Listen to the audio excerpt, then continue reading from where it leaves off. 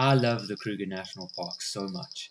And it's not just a place, it's home to millions of species of animals living in an ecosystem of symbiosis. They work together to make this beautiful place a reality. And it's phenomenal. I am in awe of this. I am in awe of how nature works and how this ecosystem thrives without seemingly doing much, without much effort. How do they do it? So what I'm going to do is walk you through the old school Kruger and what Kruger is today. Old school Kruger versus new school Kruger. Kruger started in 1926, so it's almost 100 years old. And back in the day, it was very different to what it is now. So what can we learn from what it used to be like, and what can we learn from what it is like now?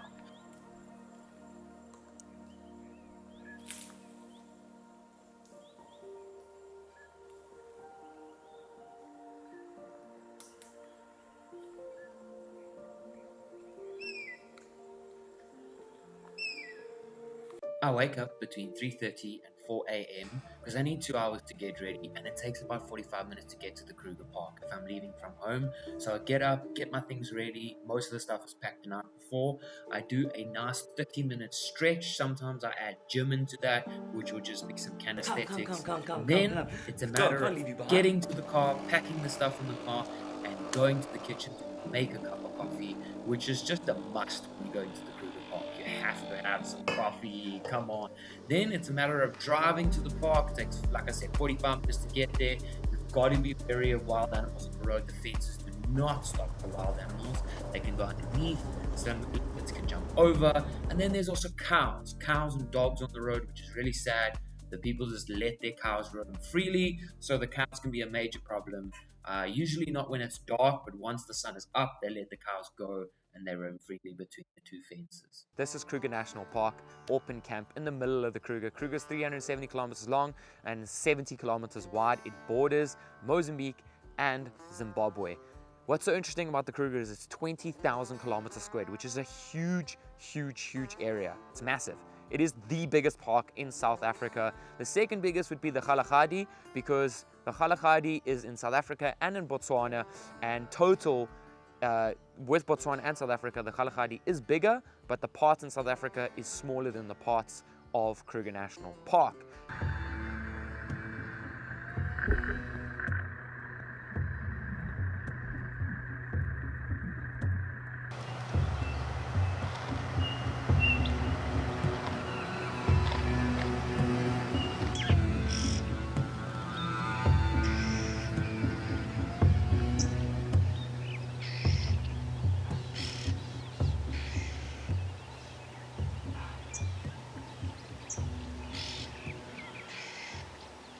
Here we have the southern part of Kruger National Park. So down here at the bottom, we've got Malalan, Bergendal, and Crocodile Bridge.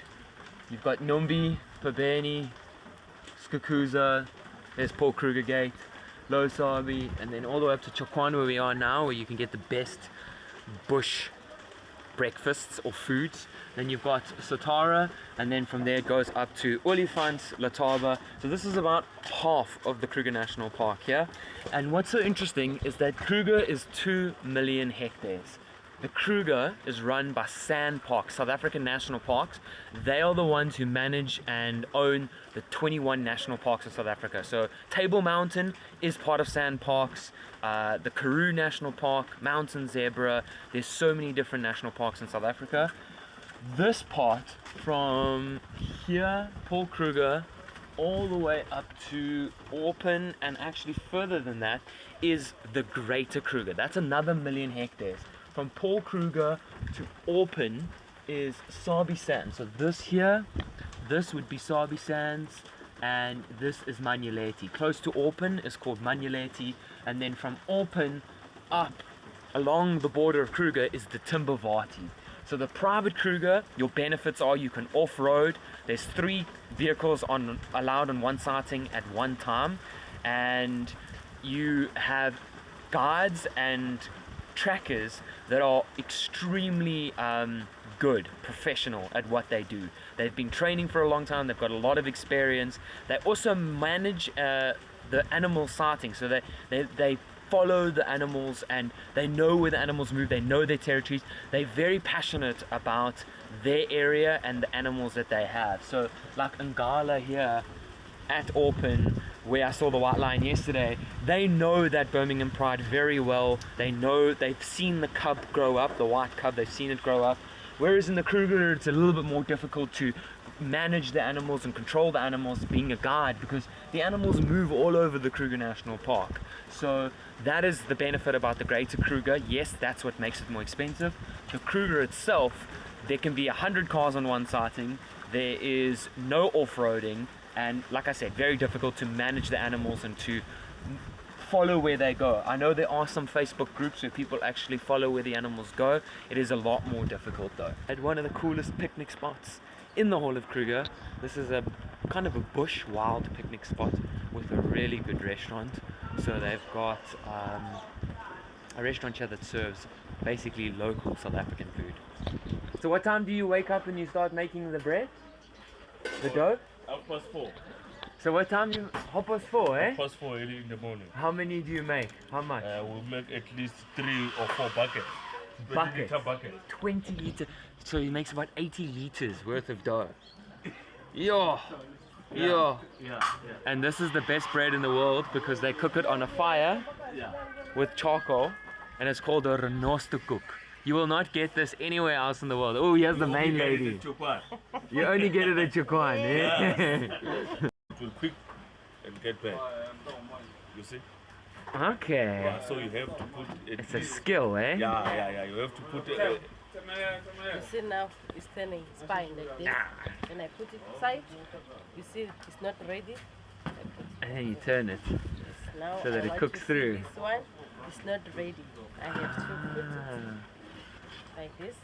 It's a skill, eh? This is Chokwan Picnic Site, and it is an historical site in the Kruger National Park due to the fact that it was the midpoint between Skukuza and Satara. There were so many travelers that passed through this area, as you can see from the menu, all the old photos, and I'm going to be digging up some more old photos for you to enjoy and be telling you more about the history of this amazing place, when it was first created, when it was first founded. So here we go.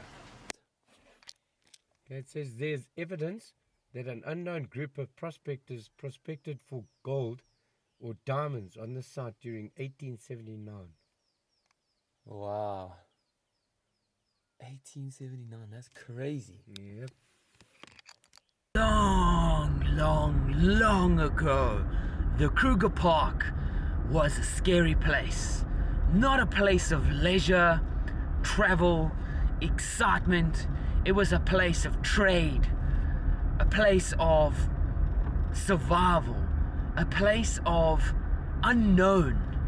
You see, the people who used to explore the Kruger in the early days didn't actually know what they were dealing with, because many of them were on horseback or on their old school cars that didn't work like we have today. They weren't 4x4 and they couldn't just go anywhere, and things were difficult. Things were really difficult.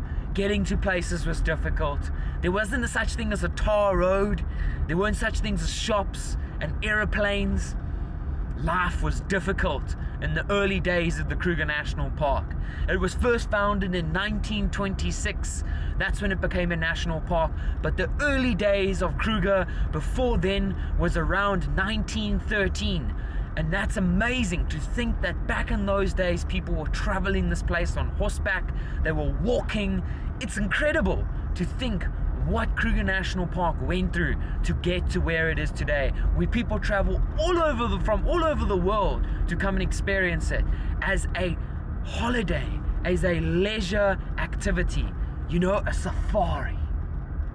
And safari to everybody means love and joy and excitement and fun. If I was gonna do a Kruger experience, I would definitely combine a camping experience with a little bit more luxury, whether that is a chalet or a bungalow or a luxury tent like a tamboti. That would be worth it. So here I'm at Marula. This is my campsite. I can sleep in the car, and this plug you need this plug. You can buy it from the shop, but this plug is very important. It's like an adapter, and then I would highly suggest having an extension cord so that you could basically choose any campsite and run the extension cord to your campsite, and then you have access to the fence line. That is another top tip. If you are visiting the Kruger, try get to your campsite by 12 or 1 o'clock in the afternoon, because that's when a lot of people start showing up. Even earlier than that, I've seen people at Satara show up at 11. So show up early so that you can get the best campsites. Here we go. Let me show you this.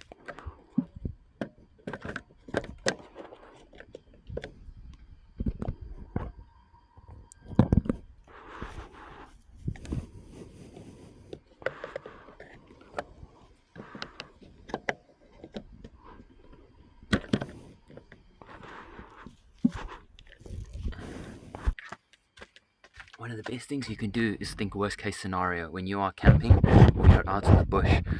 Very important to think worst case scenario. So I just thought to myself, now, what happens if it rains? A guy just told me now, Skulk just told me now. Met him, he was calling me for the fence because there's a hyena there.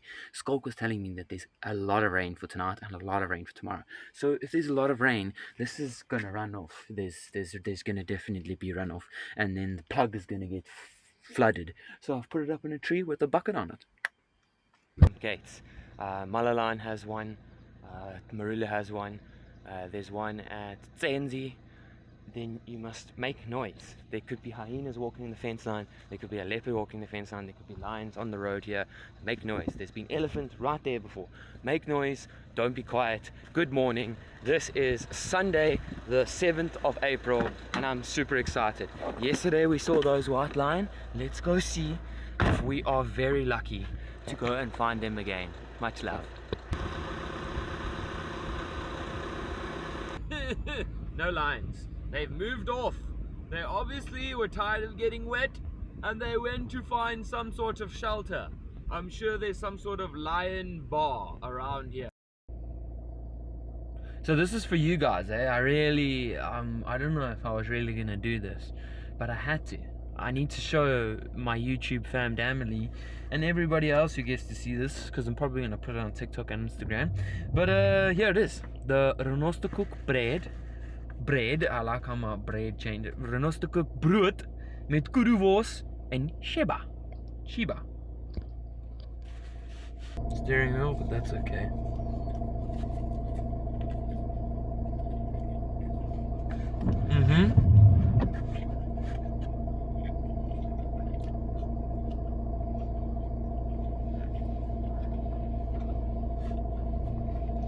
That's very worth it.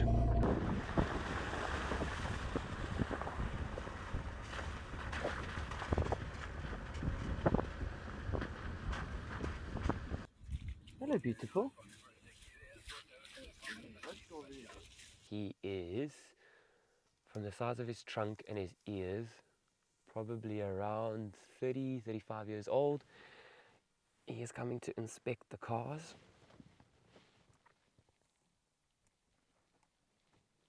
Hey, big boy, we're not here to cause any trouble. And he is right-handed because his tusk on the right is broken.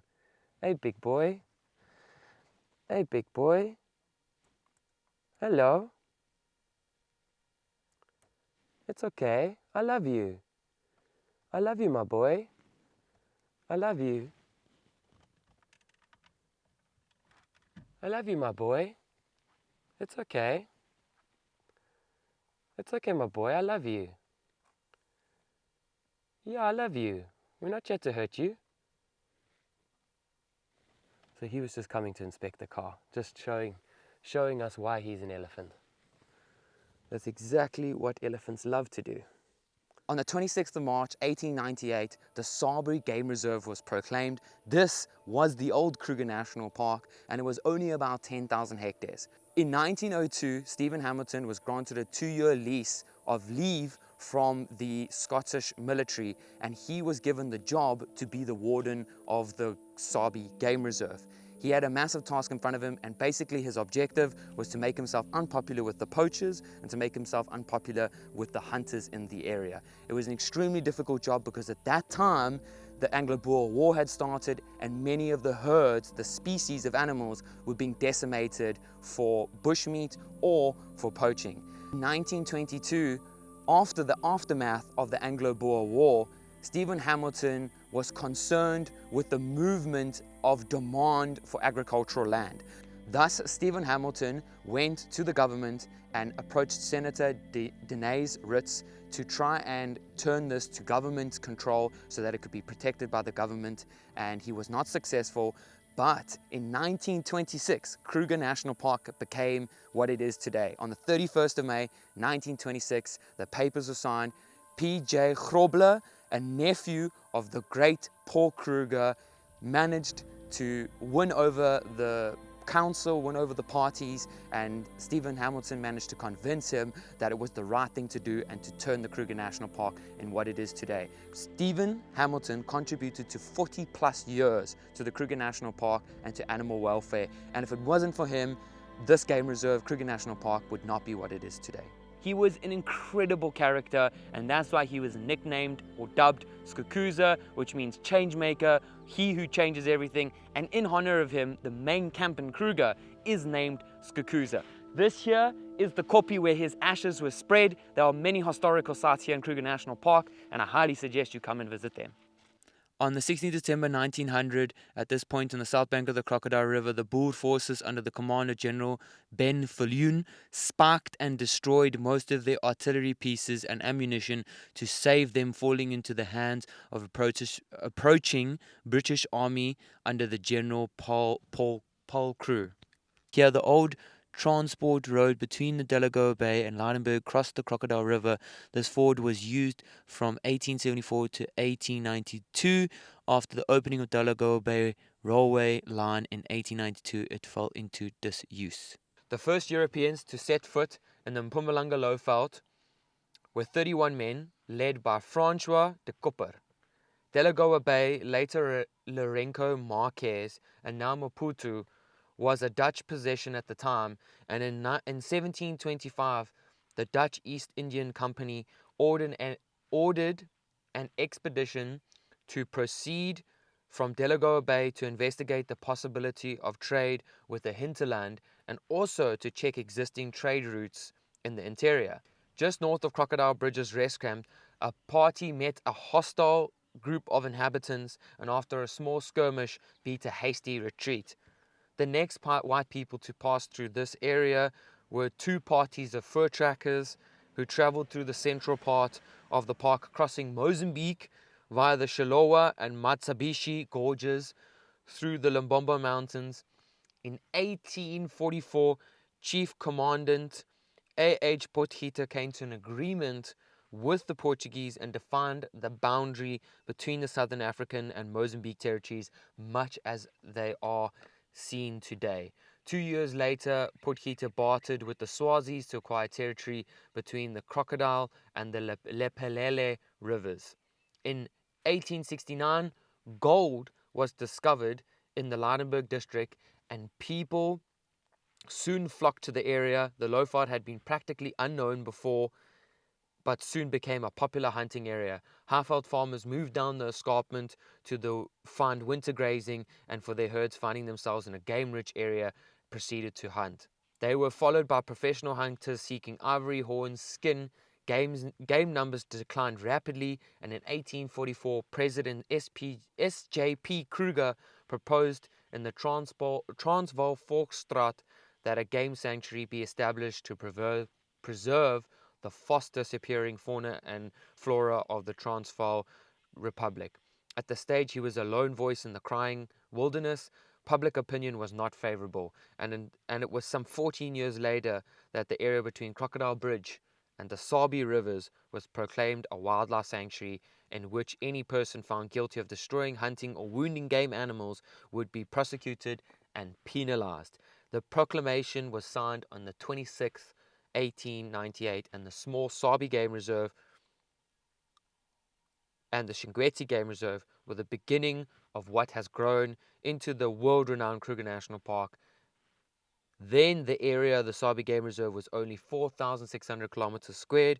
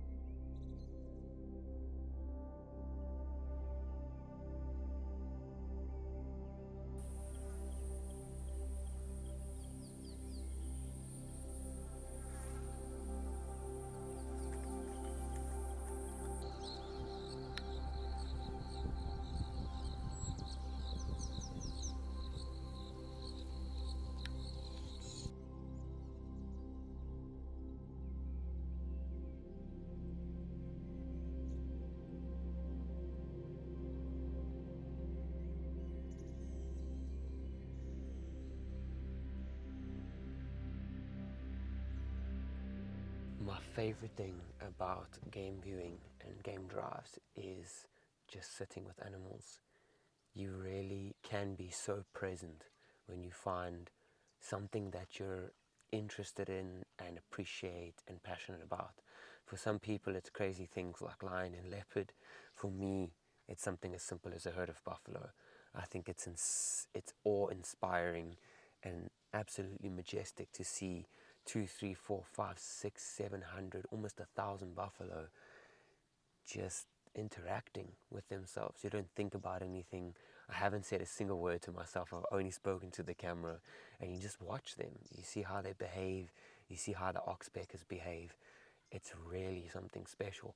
And who knows, you could be sitting here appreciating these buffalo, and anything else could pop up. There could be other animals that are in the area and they could pop up too, but it's also the sounds. You don't get to hear sounds and the smells. Truly, watching something on TV, you have to come here and experience it for yourself. Hey, famdam, good morning. It is here, Kruger National Park, Nkulu picnic site between Losabi and Skukuza, one of the most famous picnic sites because around this area there is good game. There's really, really good game. So I want to give you 5 of my favorite picnic sites. I would say that this is actually not one of them. Mhlondozi is one of my favorite ones on the H10 on the way up to Chokwan. I would say Chokwan is a great picnic site. It's got really good food. Babalala picnic site between Shingweti and Punda Maria is amazing. Timbavati picnic site is really, really incredible on the S39. And the final picnic site that I think I'll give you, the final one. What would the final one be? I've got to think about this now because there's only one left. It's either Inwanetsi or it's Afsal. I think it's Inwanetsi. I love Inwanetsi. It's got a really nice view of a dam. So those are my 5 favorite picnic sites in the Kruger National Park. There are 5 choices in my book. I'm pretty sure 5 of those, they're very, very close. There's probably at least 4 that are right because those are definitely some of the best picnic sites in this park. What you need to be careful for is, there's my car making a noise, is the monkeys. So monkeys love these picnic sites because they trash the bins and they eat the plastic and the food and whatever, and they'll also come steal stuff from your table. So do not just be complacent and just be chilling there eating, and then all of a sudden a monkey comes over your shoulder and takes your food from you. I do know that they have put in some measures to control the monkey population, so they're doing something about it, whether they're shooting catties at them or doing something more extreme. The monkeys and the baboons are a little bit more serious because they'll actually hurt you. Monkeys are just going to take your stuff and they might attack you if you stand up to them, but monkeys definitely a big problem. Make sure your car is closed. Make sure you lock your car. Don't leave it open. Don't leave windows open. Baboons will also get in there. And then also hyenas are starting to get very comfortable with the picnic sites. They're starting to come into the picnic sites, which is crazy scary because I know a park in South Africa where they do this and they just get more and more comfortable. And then they're going to start chewing the bins and so on and so forth. So just be wary of that. Don't go down to the river, stay in the demarcated area, and enjoy your time at the picnic sites in Kruger National Park. Let me go show you. Bye. Okay, maybe I take back what I said. Nkulu picnic site is pretty decent because there's a shop here now, and there's a coffee shop. It's recently been upgraded, whereas Timbavati picnic site, Babalala picnic site, Mhlondozi picnic site, those 3 do not have shops and do not have coffee stations and curios and all those types of things.